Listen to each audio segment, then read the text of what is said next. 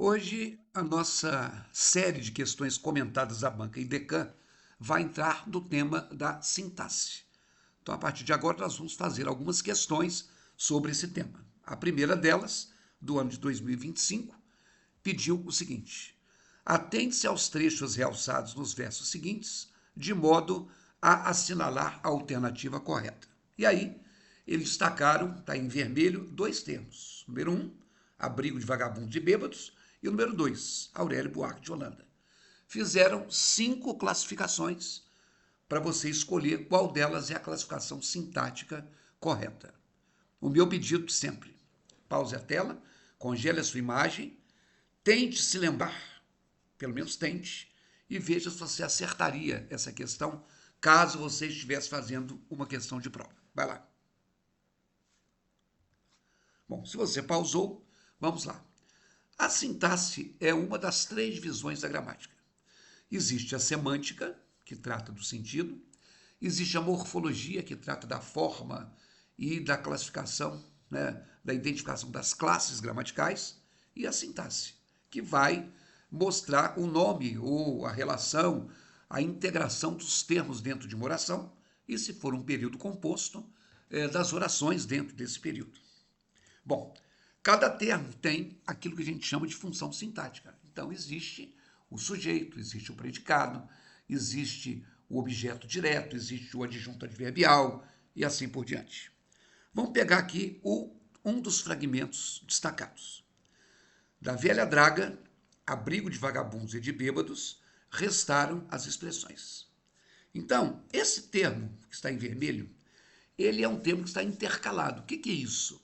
É um termo que está entre vírgulas. Tem uma vírgula depois de draga e tem uma vírgula depois de bêbados.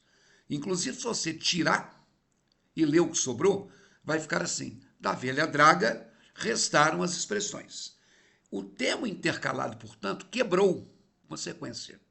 Qual sequência? Da velha draga restaram as expressões. E por que ele quebrou? Porque o autor resolveu especificar ou explicar para a gente o que é essa velha draga. Era um abrigo de vagabundos e de bêbados.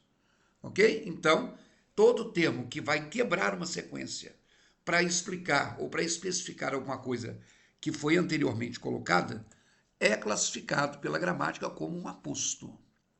Então, aposto tem essa natureza. E para quem estuda gramática, vai ver que a gramática normativa classifica o aposto como um termo acessório da oração. Então, se você sabe que aquele termo destacado é um aposto e que o aposto é um termo acessório da oração, você eliminaria 2 das 5 opções. A letra A, que fala que 1, juntamente com 2, são termos integrantes, o 1 não é integrante, é acessório. E a letra C, que também afirma que 1 e 2 são termos integrantes, o 1 é acessório. Bom, o aposto, de um modo geral, ele vem separado por um sinal de pontuação. E veja que eu grifei a palavra normalmente, é porque não é sempre, é na maioria das vezes. Mônica, minha oftalmologista, vai se aposentar no ano que vem. Se eu tiro o que está intercalado, Mônica vai se aposentar no ano que vem. Então eu tenho um termo intercalado, como o do exemplo da questão, que vai explicar ou vai detalhar para quem está lendo quem é Mônica. Então, minha oftalmologista é um aposto. Eu quero alguns itens da cesta: chocolate, suco e biscoitos. Essa é uma enumeração, tem 3 elementos.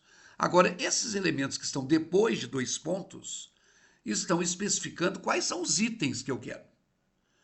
Então, da mesma forma que o termo de cima intercalado especificou ou me explicou quem é Mônica, o termo que é essa enumeração da segunda frase especificou o que são os itens.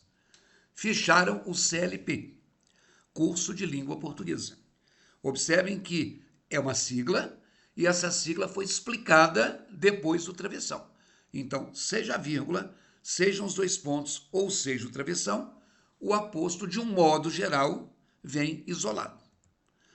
Só que existe um caso que a gramática chama de aposto especificativo, que não aparece entre vírgulas, ou entre travessões, ou entre parênteses.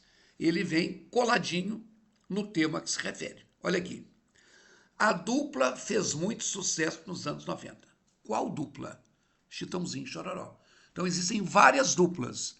Eu estou especificando uma delas. Esse Chitãozinho e Chororó é um aposto especificativo. Por exemplo, o escritor é mineiro. Qual escritor? Poderia ser Guimarães Rosa, né? Mas eu estou falando especificamente de quem? Carlos Drummond de Andrade. Então, Carlos Drummond de Andrade especifica, dentre os escritores, um deles. É um aposto especificativo.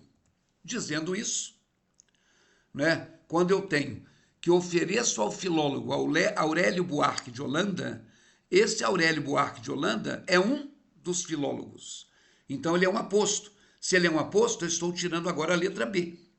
Ele não tem função integrante. E eu estou tirando a letra E. Ele não tem função de adjunto adnominal. Sobrou, portanto, para ser a resposta, a letra D de dado. Tanto o termo intercalado, que está explicando quem é a velha draga, quanto o termo não separado por vírgula, que está especificando quem é o filólogo, são termos acessórios, porque são apostos, né, no plural, e tem, obviamente, então, função apositiva. Não é uma questão fácil. Há questões de sintaxe mais fáceis do que essa. Por hoje, vamos ficando nesta aqui, e em breve, né, você que está aí fazendo o curso, vai ter a segunda questão. Um abraço.